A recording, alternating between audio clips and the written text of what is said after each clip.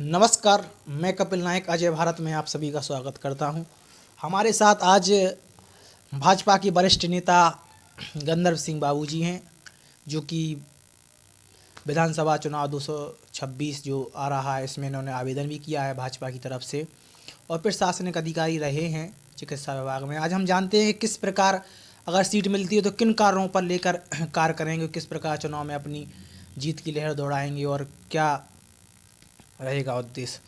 तो बाबूजी, सर्वप्रथम आप पहले किस विभाग में होते हैं? मैं गंधर्व सिंह लोधी स्वास्थ्य विभाग में प्रशासनिक अधिकारी के पद से सेवानिवृत्त हुआ हूं और वर्तमान समय में चूँकि ऐसे विभाग में रहा हूं जहां चिकित्सा सेवाओं से संबंधित जो भी ग्रामीण क्षेत्र के लोग आते थे उनकी मैं सहयोग करता रहा हूं। तो उन्हीं भावनाओं को लेके कि आगे मैं ग्रामीण क्षेत्र के गरीब, कमज़ोर, असहाय लोगों की मदद कैसे की जाए, इसके लिए मेरी भावना सेवानिवृत्ति के बाद लगी कि हम इस तरह के असहाय लोगों के लिए कैसे मदद की जाए, इसलिए मैंने राजनीति का क्षेत्र पकड़ा है। और इन्हीं भावनाओं को लेकर चूँकि भारतीय जनता पार्टी का भी यही उद्देश्य रहा है कि ग्रामीण क्षेत्र के अंतिम छोर पर रहने वाले कमज़ोर, असहाय व्यक्तियों को कैसे विकास की मुख्य धारा से जोड़ा जाए, कैसे उनकी उन्नति, विकास और समृद्धि के लिए कार्य किया जाए। इन भावनाओं को लेकर मैंने भी भारतीय जनता पार्टी का दामन थामा है और इन्हीं भावनाओं को लेकर मैं भारतीय जनता पार्टी के लिए प्रयासरत हूँ और इसीलिए मैंने भारतीय जनता पार्टी के प्रत्याशी के रूप में अपना आवेदन प्रस्तुत किया है।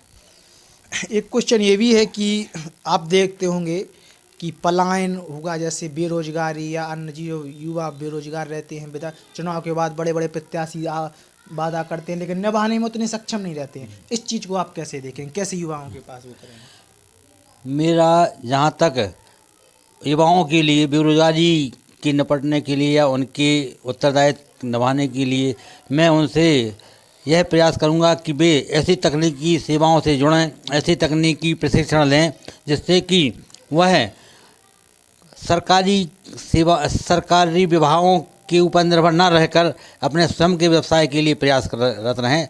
निश्चित तौर पर अगर केवल नौकरी के चक्कर में रहेंगे, सरकारी सेवाओं में नौकरी के चक्कर में रहेंगे तो संभव नहीं है। इसलिए मेरा युवाओं से अनुरोध रहेगा, उनसे मेरा आग्रह रहेगा कि वे केवल तकनीकी प्रशिक्षण प्राप्त करें और अपने स्वयं के व्यवसाय में प्रयास करें तो ज़्यादा सफल रहेंगे। केवल सरकार के नौकरी के चक्कर में रहेंगे तो संभव नहीं हो सकेगा। निश्चित तौर पर मेरा यह सुझाव रहेगा और जहाँ तक उनके व्यवसाय और उनको अपने व्यवसाय से जुड़ना होगा और अपने परिवार को आगे बढ़ाने के लिए सहयोग करना पड़ेगा, तभी आगे बढ़ सकेंगे। ये क्वेश्चन ये भी है कि जिस प्रकार चुनाव आ रहा है और जो आपके पार्टी में मंत्री रहे हैं स्वामी प्रसाद मौर्य और विधायक जिस प्रकार से भाजपा छोड़कर समाजवादी पार्टी में शामिल हुए हैं, तो आप उन लोगों को किस प्रकार देखते हैं? क्या पार्टी उनको टिकट दे रही थी या फिर नहीं दे रही थी? किस स्तर पर उनको देखते हैं? स्वामी प्रसाद मौर्य जैसे, चूँकि मलाई खाई है 5 साल मंत्री बनते हुए, स्वामी प्रसाद मौर्य जैसे पहले बहुजन समाज पार्टी में अच्छे कद्दावर नेता रहे हैं, अच्छे पद पर रहे हैं। क्योंकि उनकी भावनाएं पहले से ही आर्थिक रूप से संपन्नता की ओर रही होंगी।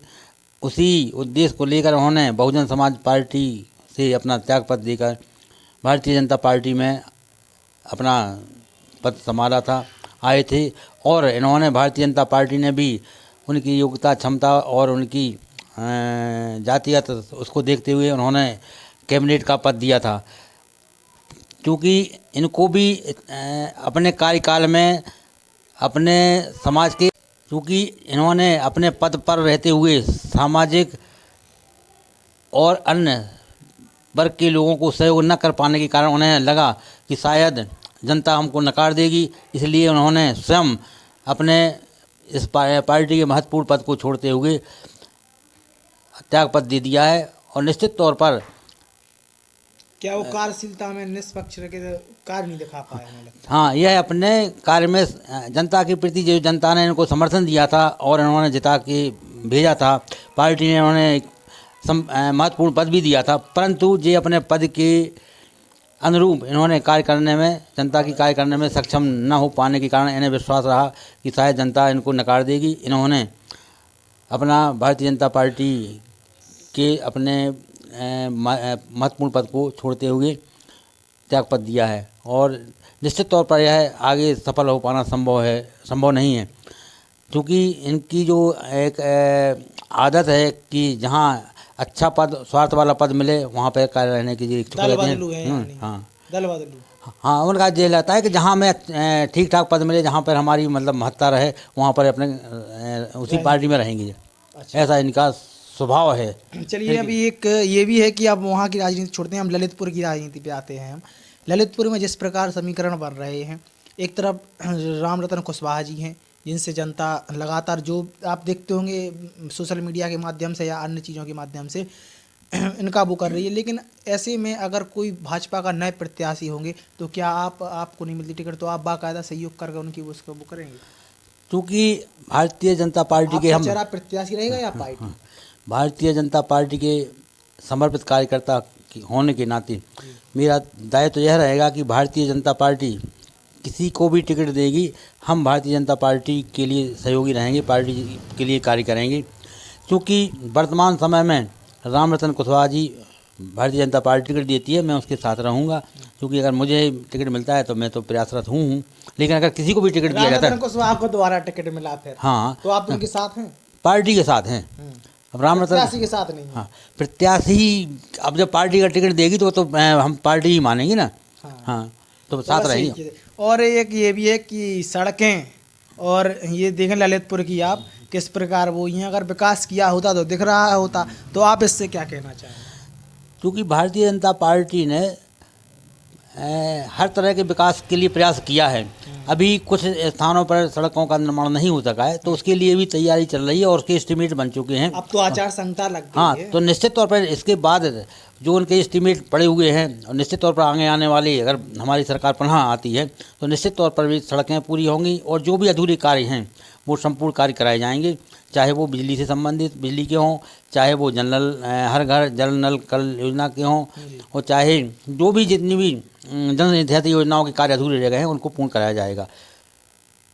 और ये भी है कि जैसे जिस प्रकार चुनाव आयोग ने अपनी वो दी है, तो आचार संहिता लागू हुई, सीटें दी हैं, तीसरे चरण में ललितपुर का चुनाव है, तो आप एक कैसे देखते हैं? क्योंकि चुनाव आयोग ने जो आचार संहिता जारी की है, हम या हमारे अगर हमें टिकट मिलती है, हमारी पार्टी के किसी भी प्रत्याशी को टिकट मिलती है, तो हम लोग आचार संहिता में दिए गए नियम कानूनों का पालन करते हुए और कोविड-19 के नियमों का पालन करते हुए ही जन जन में जाकर अपनी भारतीय जनता पार्टी द्वारा जो जनहितैषी योजनाएं संचालित की गई हैं उनको अवगत कराते हुए कि आपको भारतीय जनता पार्टी ने किसी न किसी योजना का लाभ आपको दिया है, हम उनसे प्रयास करेंगे कि आप भारतीय जनता पार्टी को सहयोग करें और हमारी भारतीय जनता पार्टी को पुनः सरकार बनाने में सहयोग करें। इन उद्देश्यों को लेकर हम जनता के पास जाएंगे और कोविड-19 का और इस नियमों का पालन करते हुए काम करेंगे, जनता के बीच रहेंगे। युवा जनता और अन्य जनता है जो क्षेत्रीय जनता ललितपुर की 2027 क्या संदेश देना चाहे आखिरी?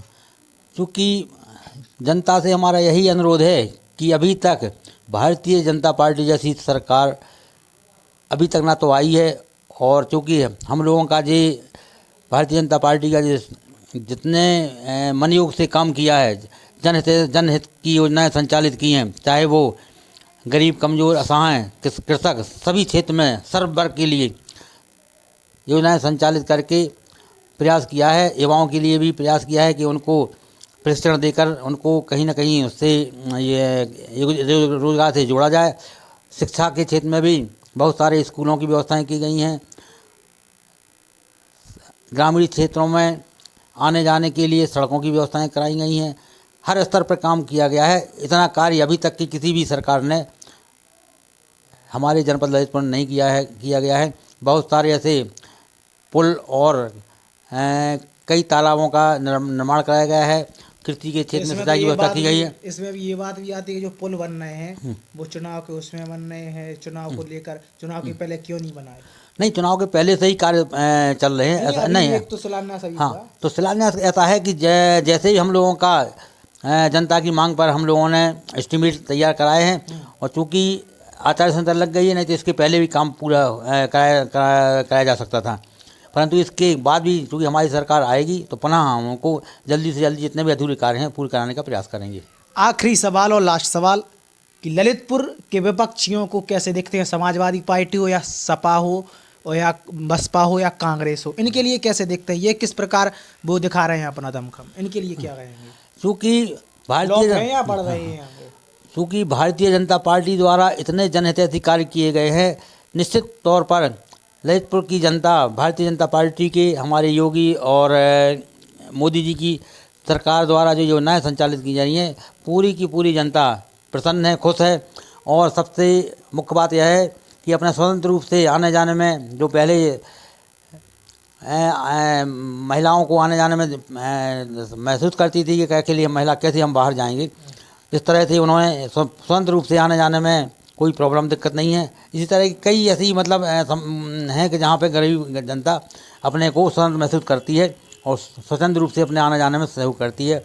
इस तरह की कई योजनाएं हैं जिनका लाभ जनता को मिल रहा है। इस तरह की योजनाएं अन्य पार्टियों के पास कोई ना योजनाएं हैं, न वो उनको कार्य किया है, क्योंकि इनके द्वारा पूर्व में 2014 से पहले की जो इनकी सरकारें रही हैं उनमें जनता ने देखा है, और उनका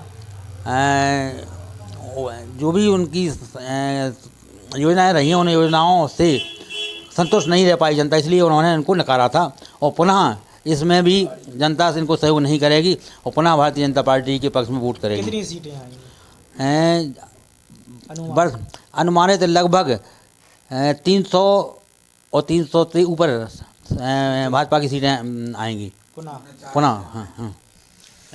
तो आप देख रहे थे हमारे साथ देख रहे थे आपकी जो वरिष्ठ नेता हैं भारतीय जनता पार्टी गंधर्व सिंह बाबू जी।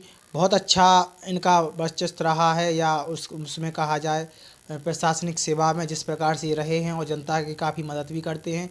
तो आप देख रहे थे हमारे साथ एक खास एक्सक्लूसिव बातचीत, जिसके ज़रिए हमने आपको दिखा रहे हैं किस प्रकार प्रशासनिक सेवा के रहने के बाद अब राजनीतिक दौर में आने वाले हैं, अपने जीवन में किस तरीके से ये वो करेंगे। तो कैमरा पर्सन के साथ अजय भारत, ललितपुर।